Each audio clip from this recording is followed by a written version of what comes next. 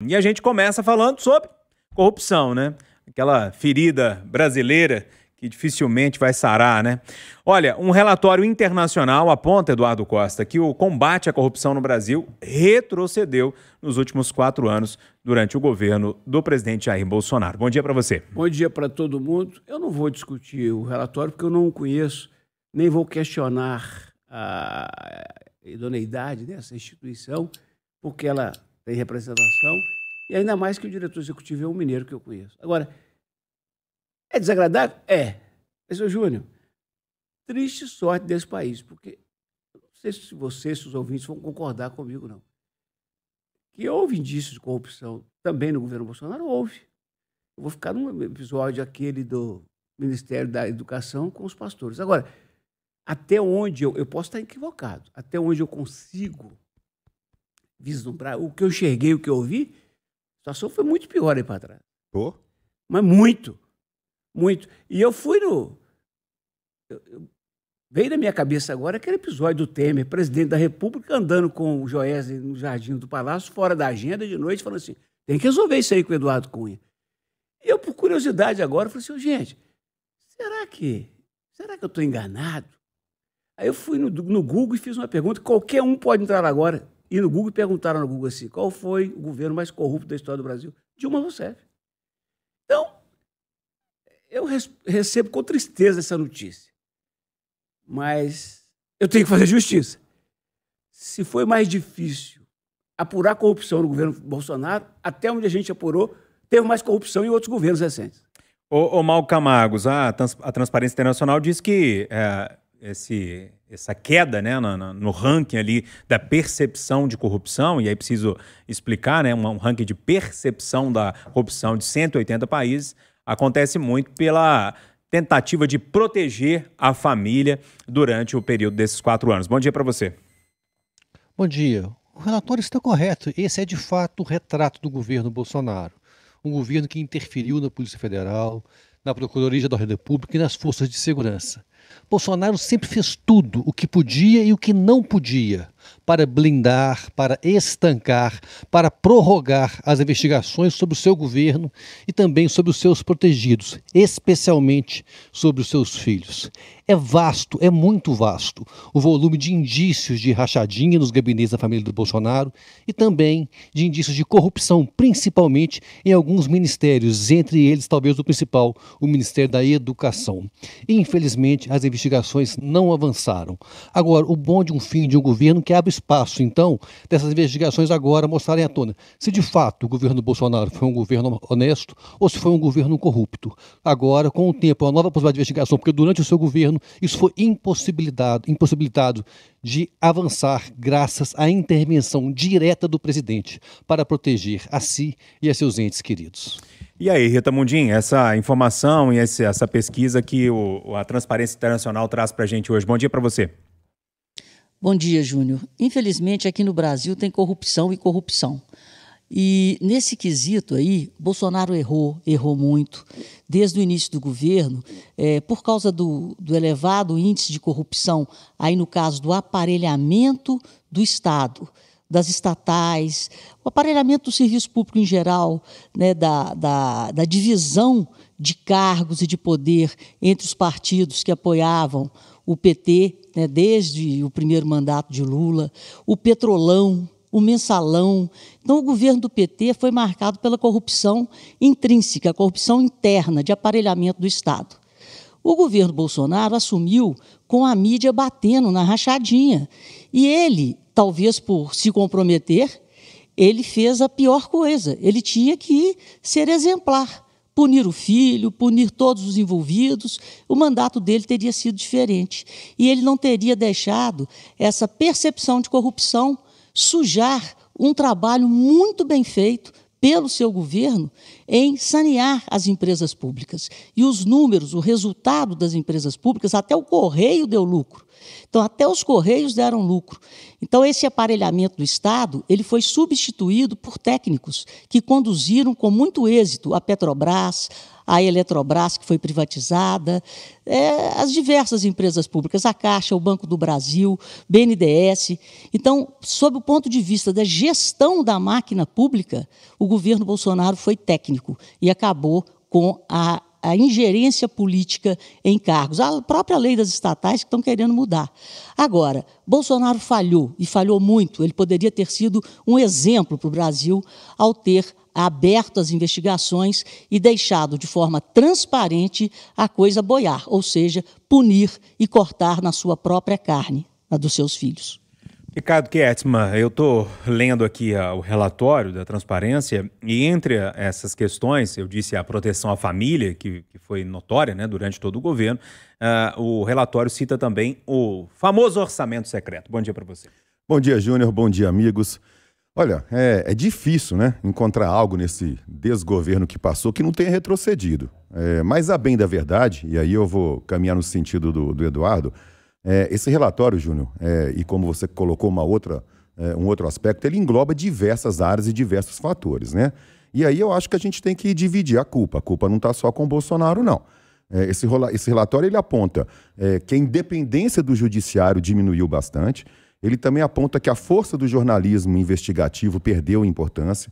Ele cita o Congresso, que mexeu na lei de improbidade administrativa, que dificultou a criminalização de agentes públicos. O Congresso também mexeu na lei de abuso de autoridade, que dificulta a investigação. Então, assim, a gente tem que repartir um pouco a culpa dessa situação toda. A questão são 3 anos seguidos de queda nesse índice. E aí a gente está falando de 3 anos em 4 de governo. Em 15 países, né, da América Latina, a gente está em 10º lugar. É uma catástrofe isso aí. O orçamento secreto, Júnior, é só um pedacinho. Como foi o Ministério da Educação, como foi aquela Covaxin, o escândalo da Covaxin das vacinas. Eu acho que o Malco também tem uma certa razão quando ele diz que talvez, eu espero que não, mas talvez muita coisa do que aconteceu seja descoberta nos próximos anos, já que o governo não está mais no comando de órgãos importantes, como a Polícia Federal, como o COAF, enfim. A gente tem que aguardar para ver o que vem pela frente. O troço é tão triste para a história do país, futuro dos nossos filhos e netos, senhor, que esse orçamento secreto, que foi invenção do Congresso, com as bênçãos do Palácio do Planalto, por conta da tal governabilidade, ele resulta em asfaltamento da estrada de um cara que agora é ministro das comunicações do Lula. É comunicação, né? Sim, não. Desse governo atual. Sim. Você está falando assim? O cara que é ministro agora de comunicação do Lula. O cara, Júnior. É o Juscelino Filho, né? Eu não sei, eu vou olhar. Ele asfaltou a própria fazenda. Não, porque tem outros povoados no caminho. Claro que tem, ué.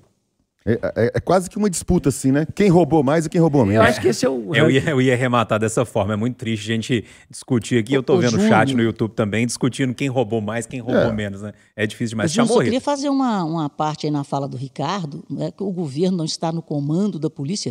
Quem indica a Polícia Federal, quem indica é o governo, né? É o presidente. Então temos que ver o que vai acontecer daqui para frente. Não é bem por aí, não. E tem uma coisa também, gente. O que é errado, mas não vamos comparar essas achadinhas de gabinete dos filhos do Bolsonaro com o mensalão e o petrolão. Não. Pelo amor de Deus. Nós estamos comparando um vento forte com um furacão. Não, é que a Rita falou assim que coisa da polícia, eu não compreendi. Não, Ricardo, que você disse que agora o governo não está no comando da Polícia Federal. Não falei isso, não. Falei o governo nunca esteve, ele indica, né? Então, assim, não vamos subestimar a corporação. Não. O que eu falei é que o governo anterior, que o presidente Bolsonaro, mexeu no comando da polícia. Não, então eu entendi errado, porque para mim você disse agora o governo não está mais no comando da polícia. O governo nunca esteve no comando da Polícia Federal. Turma, vamos virar a página aqui, trazer mais um tema aqui para o nosso debate nesse Conversa de Redação de hoje. Eu quero começar com você essa aqui, Ricardo. Olha só. O Tribunal Superior Eleitoral planeja criar um aplicativo para facilitar a criação de partidos no Brasil. A ideia é implementar um sistema que ajudaria na coleta de assinaturas por meio do e-título, que é aquele aplicativo que todo mundo usa para ir votar, o título em forma digital. Atualmente, apenas assinaturas em papel são aceitas, o que pode atrasar o processo e todas precisam ser validadas por cartórios. É uma evolução ou é uma involução? Eu acho que as duas coisas. Se você observar pela ótica da facilitação, né, do acesso, de levar tecnologia à população, é uma evolução. Mas permitir mais partido político no país é uma involução. Eu acho que a gente precisava era ter menos partido político no país, e acho até que está na hora da sociedade começar a pensar se não é adequado para um país como o Brasil. Eu sei que é tudo muito complexo, mas se não é adequado, pelo menos discutir a possibilidade de candidatura independente, sem partidos. Ô Mal Camargos, essa forma que existe no Brasil hoje de liberar partidos, né, de criar partidos, e esses partidos serem autorizados a funcionar, enfim, é uma fórmula que acaba travando muita criação. Por exemplo, o próprio presidente Jair Bolsonaro, com apoio popular maciço, não conseguiu colocar de pé o Aliança Brasil, acho que chamaria assim. O MBL tenta há muito tempo um partido político e apoia muito essa medida aqui por causa de ser um movimento que atua muito nas redes sociais. Me parece ser uma evolução, e aí eu preciso concordar com o Ricardo, no sentido da tecnologia estar entrando nisso, mas uma involução completa, porque se a gente já tem isso tudo de partido, se facilita, vamos ter mais partidos. Ô, Júnior, não faz sentido a gente comemorar o sucesso da nossa urna eletrônica, temos que comemorar sim, mais uma vez foi um sucesso, apuração rápida, transparente, acessível para todos, etc. E ter um processo de verificação de assinaturas em cartório ainda. Então, a modernidade tem que chegar para todas as esferas da justiça eleitoral, que ela seja bem-vinda também no processo de criação de novos partidos. Agora, temos que falar a verdade. Os problemas da democracia brasileira advêm muito do excesso de partidos. A ingovernabilidade, a fragmentação do poder no Congresso, a dificuldade de relacionamento entre executivo e legislativo vem muito da fragmentação dessa força causada exatamente pelo excesso do número de partidos. E também não podemos dizer de um outro problema. A nossa democracia brasileira incentiva os partidos políticos. Incentiva como? Distribuindo dinheiro e tempo de TV. Ter um partido no Brasil significa ter acesso a recursos públicos. E isso vai na contramão do que se espera, uma democracia mais competitiva, com menos privilégios e com mais possibilidade de renovação. Nesse sentido, a criação de novos partidos não traz nenhum benefício para a nossa democracia. Eduardo, a sua eleição de 2 em 2 anos pode então ter mais partidos já na próxima. Não. Olha, não faz com o meu coração. Olha, em princípio eu devia só falar o seguinte: feche com o mal. Mas eu quero acrescentar. Dentro das reformas de base sonhadas por mim, a política e a administrativa, estão essa questão do partido e suas nuances. Eu queria que o TSE fizesse uma campanha para a gente ter partidos mais responsáveis. Gente, não sei quantos são, porque muda todo dia, mas deve ser uns 32, 33. Tem 3 ou 4 que são. O resto está enriquecendo seus dirigentes. Essa moça que saiu do PSDB agora, não sei se é moça ou se é senhora, essa política que foi para o partido do Kassab, Gabrilli. Mara Gabrilli. Ela falou que o PSDB é nanico, palavras dela. Olha o tamanho do PSDB outro dia. Hoje é um lugar de gente se ajeitar. No caso aqui de Minas Gerais, Aécio e mais uns 2. Rita Mundinha, a gente está entre a cruz e a espada, porque veja só, a gente precisa comemorar a evolução da tecnologia, pelo menos eu comemoro, né? Agora, essa evolução pode trazer mais partidos, eu acho que a gente tem demais. Pois é, depende da forma que essa evolução pode ser usada. Então, uma reforma administrativa com a participação da população é muito simples, Júnior. Onde tem dinheiro, e dinheiro em abundância, né, que é o meu caso do fundão, do fundo eleitoral, o Brasil virou uma indústria da política, uma indústria de partidos. E aí eles vão se arrumando lá no Congresso, na Câmara, no Senado, para que as leis que eles próprios produzem façam com que eles se fortifiquem, sem que a gente tenha o poder de interferir nessa, eu vou te falar uma coisa, uma palavra forte, nessa sacanagem que fazem com o dinheiro do cidadão e com a população brasileira, a sociedade brasileira.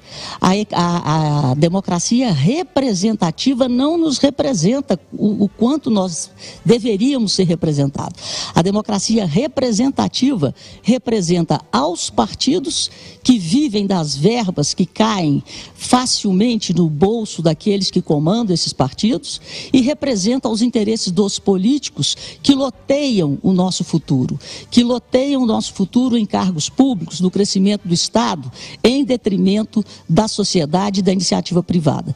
Portanto, eu acho que essa mesma tecnologia pode ser usada para fazermos uma reforma política no Brasil.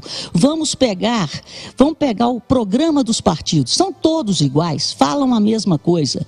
Então vamos votar para quem que deve continuar e quem que deve sumir do mapa. O Brasil hoje é polarizado. Se ele é polarizado, ele tem dois pensamentos. Um mais voltado a um governo com o Estado grande, com muitas políticas sociais e assistencialismo. E outro Brasil voltado para o trabalho como uma fonte de realizar políticas sociais e políticas públicas. Esse é o retrato. Então poderíamos ter, com certeza, dois partidos. É tão doido, Júlio. A falta de elo entre o representado e o representante é tão gigantesca. Esse Brasil precisava de uma discussão tão séria que Minas reelegeu, em primeiro turno, o seu governador. E o partido dele não conseguiu fazer um deputado federal. Então sabe? E é um partido novo. Então imagina. Tinha mais um problema fedorento, porque esses todos que a gente está falando é fedorento pra gente falar, que é uma questão de esgoto aqui que tá deixando os moradores da capital mineira impacientes. Qual região que é? É na região... No Brasil. Na região nordeste da capital. Então, atenção Prefeitura, atenção Copasa. Já basta Brasília e Pampulha. Ajuda lá o povo. Pelo amor de Deus. Então, ponto final no nosso Conversa de Redação.